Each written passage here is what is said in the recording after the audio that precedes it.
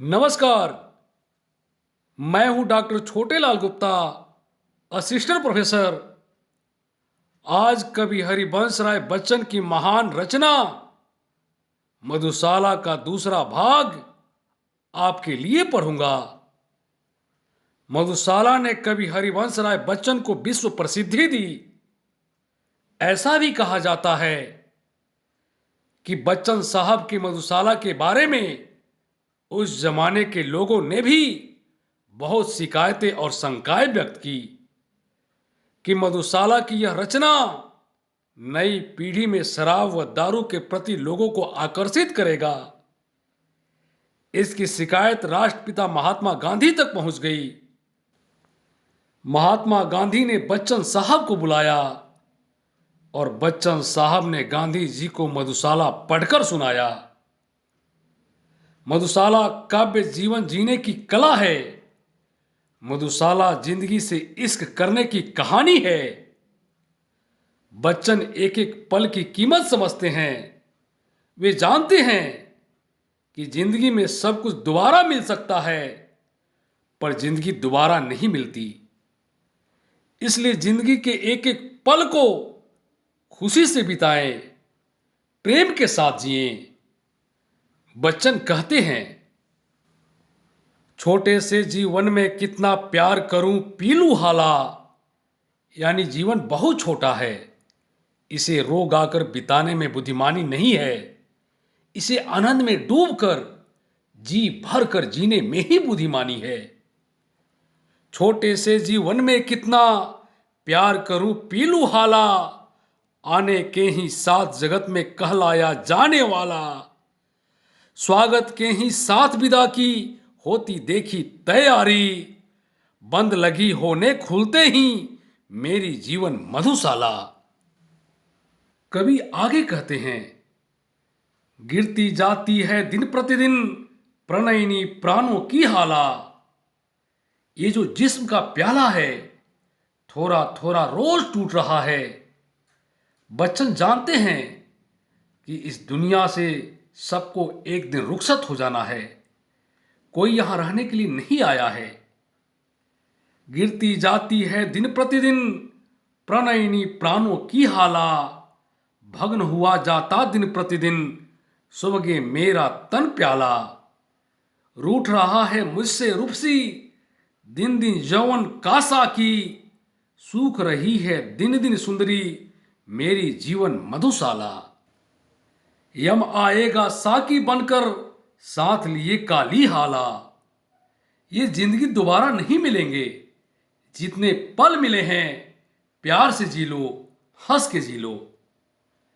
यम आएगा साकी बनकर साथ लिए काली हाला। पीना होश में फिर आएगा सूरा बिसुध यह मतवाला। यह अंतिम बेहोशी अंतिम साकी अंतिम प्याला है। पथिक प्यार से पीना इसको फिर न मिलेगी मधुशाला।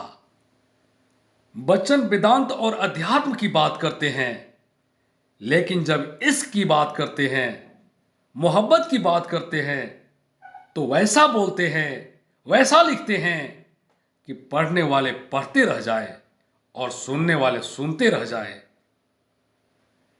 लाला इत अधरों से जिसने हाय नहीं चूमी हाला। यानी जिसने इश्क नहीं किया, प्रेम नहीं किया, वो क्या किया।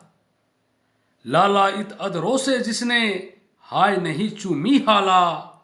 हर्ष विकंपित कर से जिसने हान छुआ मधु का प्याला। हाथ पकड़ लज्जित साकी का पास नहीं जिसने खींचा। व्यर्थ सुखा डाली जीवन की उसने मधुमय मधुशाला। तुमने अपनी सांसें बर्बाद कर दी, अपनी जिंदगी बर्बाद कर दी, यदि इश्क नहीं किया तो। सुमुखी तुम्हारा सुंदर मुख ही मुझको कंचन का प्याला। तुम्हारा चेहरा ही मेरे लिए सोने के प्याले में रखा हुआ शराब है। सुमुखी तुम्हारा सुंदर मुख ही मुझको कंचन का प्याला। छलक रही है जिसमें मानिक रूप मधुर मादक हाला।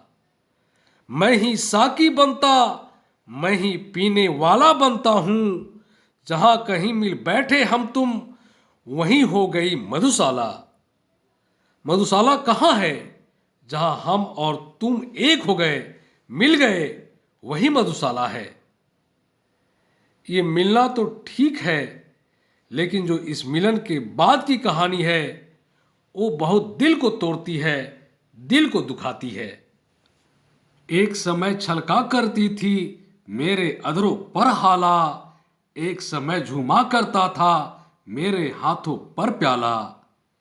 एक समय पीने वाले साकी आलिंगन करते थे, आज बनी हूं निर्जन मरघट, एक समय थी मधुशाला। सब कुछ कितना बदल गया है, मैं भी वही हूं, तुम भी वही हो, लेकिन मोहब्बत के नाम पर सिर्फ अब फर्ज अदायगी रह गई है। अब वो मोहब्बत कहाँ रहा? कवि आगे कहते हैं, जिसने मुझको प्यासा रखा बनी रहे वह भी हाला, जिसने जीवन भर दोहराया बना रहे वह भी प्याला। मतवालों की जिह्वा से है कभी निकलते सांप नहीं, दुखी बनाया जिसने मुझको सुखी रहे वह मधुशाला। ऐसी दुआएं भला कौन दे सकता है? एक कवि ही दे सकता है। कवि आगे कहते हैं, नहीं चाहता आगे बढ़कर छीनूं औरों का हाला, हमें किसी और की जमी छीनने का शौक नहीं, हमें तो अपने ही जमी पर हलों की इजाजत है। साहिर कहते थे, नहीं चाहता आगे बढ़कर छीनूं औरों का हाला, नहीं चाहता धक्के देकर छीनूं औरों का प्याला। साकी मेरी ओर न देखो मुझको तनिक मलाल नहीं, इतना ही क्या कम आंखों से देख रहा हूं मधुशाला।